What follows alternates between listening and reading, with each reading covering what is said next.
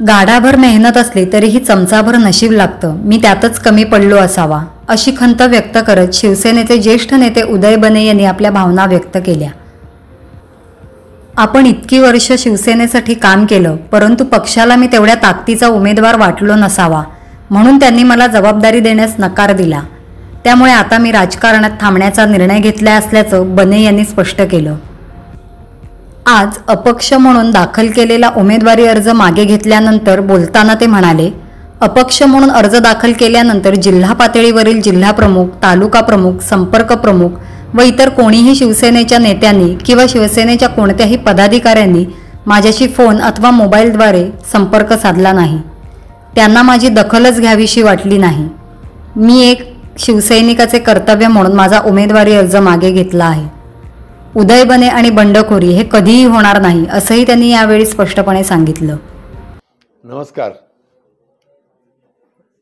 आज उमेदवारी अर्ज मागे घेण्याची आजची तारीख ही शेवटची होती आणि सगळ्यांच्या नजरा माझ्याकडे लागल्या होत्या. परंतु सर्वांना खात्री देखील होती की उदय बने आणि बंड हे दोघांवेळी शक्य नाही.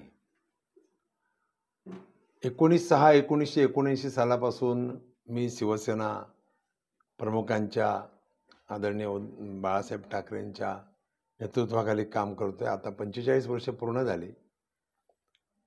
या 45 वर्षामध्ये बरेच चढ उतार आले. मी शिवसेनेचा तालुका प्रमुख होतो. नारायण राणे साहेब गेले, राजसाहेब गेले, तेव्हा जिल्हा प्रमुख होतो. सलग 25 वेळा जिल्हा परिषदेवरती मी निवडून देखील आलेला आहे.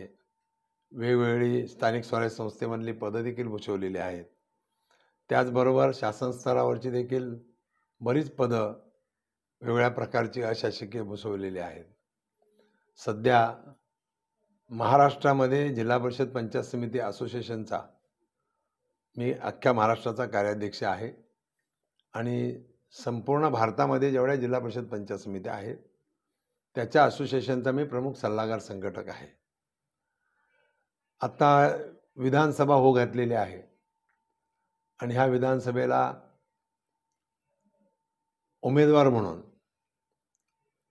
बऱ्याच जनतेमधून बऱ्याच लोकांनी मला विनंती केली होती की साहेब आपण याच्यामध्ये उतरावं. माझ्या पक्षीय स्तरावर जर म्हणायला गेलं तर आमचे आदरणीय राजू साळवी आमदार यांच्या खालच्या आठवडा बाजारच्या कार्यालयामध्ये संपूर्ण कार्यकारिणीने मला निमंत्रण केलं होतं. निमंत्रणचा अर्थ असा की मी सध्या गेली 2.5 वर्ष शिवसेनेच्या कुठल्याही पदावर नाही आहे. मी साधा बूथ प्रमुख पण नाही आणि असं असताना देखील मला त्यांनी निमंत्रण दिलं. मी गेलो आणि त्यांनी मला असं सांगितलं की आज इच्छुकांची यादी पाठवायची आहे. मी काही सेकंदात सांगितलं की मी इच्छुक नाही, कारण शिवसेनेमध्ये इच्छुक पद्धत चालत नाही असं माझ्या माहितीप्रमाणे. कारण मी आता काल परवाचा शिवसेनेत आलेला माणूस नाही, कारण मी शिवसेना रत्नागिरी तालुक्यामध्ये गावागावात रुजवणारा माणूस आहे. शिवसेना निर्माण करणारा, शाखा काढणारा माणूस मी आहे. पण मला माहीत होतं की इच्छुक हा शब्द चालत नाही. या ठिकाणी आदेश चालतो. आदेश आला तर 100% आपण लढाई करू, परंतु इच्छुकांच्या यादीत मला घेऊ नका. बरेच जण नाराज झाले, पण माझा तोच विषय होता. त्याच्यानंतर काही दिवसांनी मला खासदार ऑफिसला, विनायक राऊत साहेबांच्या ऑफिसला मला बोलवलं गेलं कार्यकारिणीकडून आणि त्यांनी सांगितलं की साहेब आम्ही तुमचं एकमुखी एकट्याचंच नाव शिफारस करून आम्ही वर पाठवतोय उद्धवजींकडे. म्हटलं चांगली गोष्ट आहे, पण स्पर्धा नको आणि इच्छुक वगैरे असा काय प्रकार नको. आता गेल्या 3 महिन्यापूर्वी असंच तालुका कार्यकारिणी सगळी बसली होती, तिथे मला बोलवलं. म्हणजे तुम्ही काम करायला हरकत नाही, काम सुरू करा. जरी कुठल्या पदावर नसलात तरी काम सुरू करा. आमच्या मनामध्ये तुम्हीच आमचे उमेदवार आहात. आणि मग आमच्या काही नेते मंडळींनी त्यांच्याकडून शिफारस मागितली होती आणि ती नेते मंडळी होती आदरणीय विनायक राऊत साहेब आणि आमचे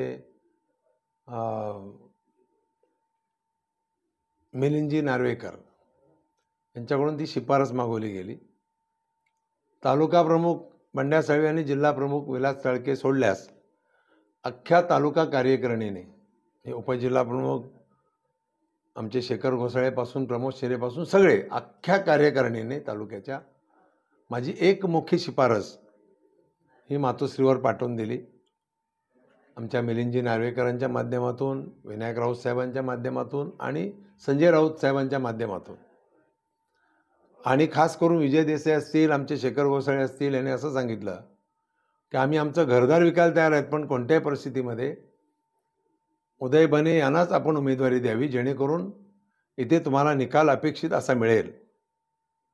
मी या सगळ्यांचा ऋणी आहे, कारण मी कुठल्याही पदावर नसताना देखील माझी त्यांनी एकमुखी या विधानसभा मतदारसंघातून शिफारस केली. मला मंगळवारी बोलावण्यात आलं. मी त्या ठिकाणी मातोश्रीवर गेलो. मला काही प्रश्न विचारले, त्याची उत्तरं देखील दिली, साहेबांशी हितगुज केलं आणि दुसऱ्या दिवशी बुधवारी हा अनपेक्षित निकाल लागला की आमचे बाळासाहेब माने हे मातोश्रीवरती प्रवेशकर्ते झाले आणि प्रवेश करताना त्यांच्या हातात एबी फॉर्म हा दाखवला गेला.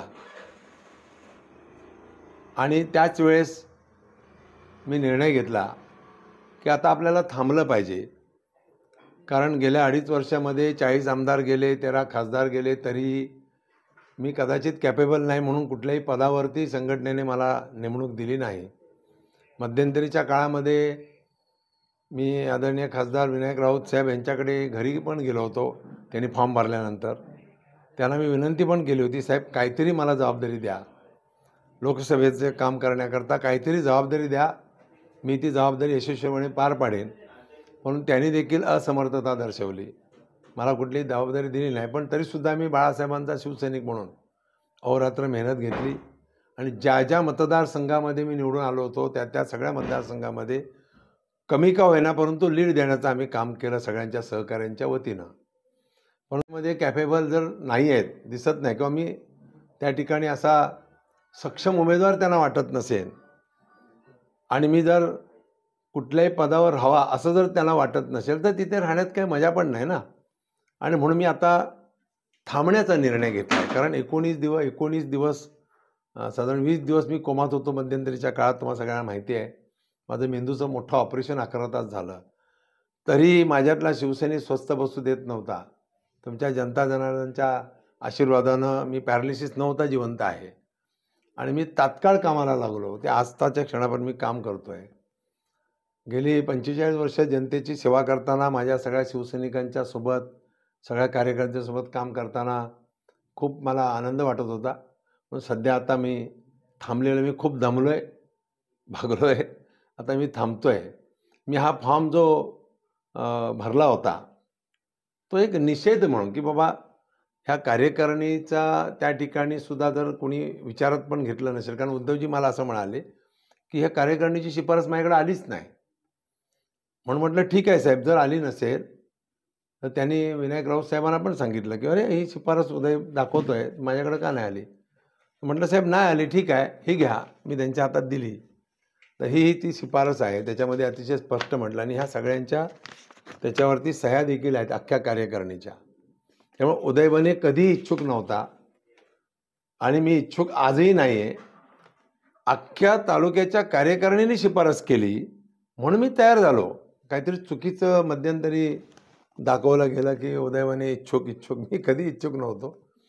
मला तालुका कार्यकारिणी कॅपेबल समजली, त्याच्याबद्दल मी परत एकदा सगळ्यांचे ऋणी आहे, मी आभार मानतो.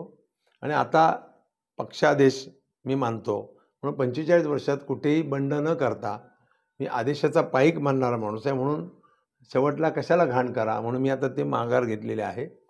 माझ्या आता जे रत्नागिरी तालुक्यातून जेवढे जे आता जितके उमेदवार उभे आहेत त्या सगळ्यांना माझ्या शुभेच्छा आहेत. आणि मी सर्वांना सांगेन की या शुभेच्छा देत असताना बघा, सर्वांनाच सांगतोय मी, जमलं तर पब्लिककडे पण लक्ष द्या, पब्लिकच्या समस्यांकडे पण लक्ष द्या. मध्यंतरी कळलं की सामंतसाहेब असं म्हणाले होते, मी तुमच्या मीडियाच्या माध्यमातून ऐकलं होतं की दोन उदय एकत्र आले तर आपण चांगलं काम करू. चांगली गोष्ट आहे, करा ना. कामगार क्षेत्रात खूप वाव आहे, कितीतरी चांगली कामं, आमचे सिव्हिल हॉस्पिटल, चांगली कामं करा.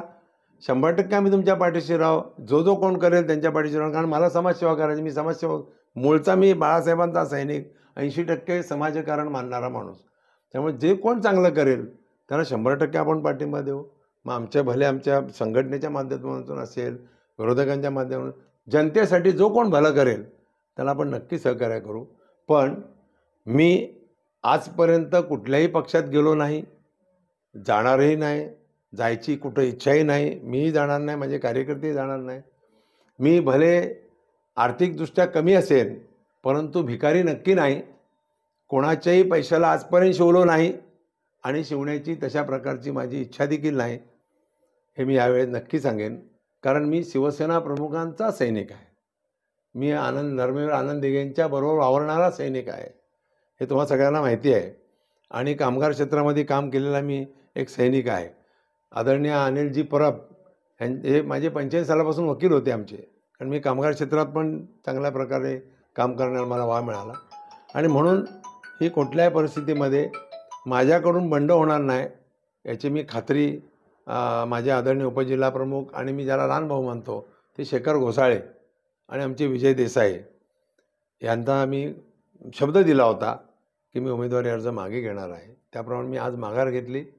माझ्या शिवसेना प्रमुखांची माफी मागून, आदरणीय अनंतजी गीते असतील किंवा आमचे सर्व सैनिक असतील यांची माफी मागून आज मी थांबण्याचा निर्णय या ठिकाणी मी घेतो आहे, असं मी आपल्यासमोर मी जाहीर करतो. धन्यवाद. मला सांगावं असं वाटेल, कदाचित उदयबनेची दखल घ्यावीशी कोणाला वाटली नसेल. आमच्या कार्यकारिणीतले काही सदस्य, विभाग प्रमुख असतील, आमचा शेखर घोसाळे असेल, यांच्या व्यतिरिक्त शिवसेनेचा तालुका प्रमुख, जिल्हा प्रमुख, संपर्क प्रमुख, कुठलाही नेता कुणाचाही दूरध्वनी पण आलेला नाही, भ्रमणध्वनी पण आलेला नाही आणि कुणी माझ्याशी संपर्क पण साधलेला नाही, हे मी आवर्जून सांगेन. मी एक सैनिक या नात्यानं माझी जबाबदारी पार पाडली. मी उमेदवारी अर्ज मागे घेतला आहे. नाही, माझ्याने आता नाही होणार. कारण कसं होतं, मी आजारपणातनं बाहेर पडल्यानंतर मी जरा देखील थांबलो नव्हतो. आता मी दमलो आहे आणि आता मी कुठल्या पदावरच नाही आहे ना. मी साधा बूथप्रमुख पण नाही, शाखा प्रमुख सोडा. त्याच्यामुळे माझ्याकडनं आता कामाची कोण कशी अपेक्षा करेल. कारण मी आता जेवढं मला जमेल तेवढं माझ्या घरात बसणार. तर मला शेवटी माझं पण पर्सनल लाईफ आहे, आता ते मला पसंत पण आहे आणि समाजसेवा करायची आहे. आता जिजाऊसारखी संघटना आहे, माझी मातोश्री स्वयंसेवी संस्था आहे, जी मातृमंदिर संस्था आहे, या सगळ्याच्या माध्यमातून सेवा जशी करता येईल तशी करण्याचा माझा प्रयत्न राहील.